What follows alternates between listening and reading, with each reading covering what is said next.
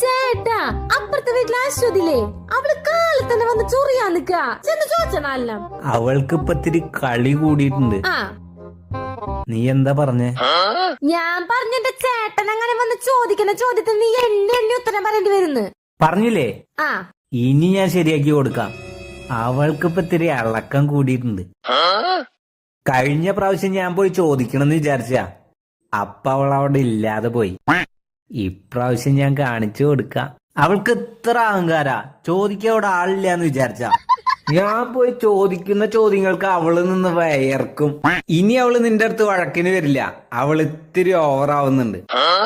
നോക്കിക്കോ ഞാൻ അവളെ എന്താ ചെയ്യാൻ പോണേന്ന്. അശ്വതി, ഞാൻ ഇതാ വരുന്നടി. എന്നാ ഞാൻ പോയിട്ട് വരട്ടെ. ഡിസ്മെല്ലുണ്ടോ നോക്കിയേ. സ്മെല്ല് ഉണ്ടാവില്ല.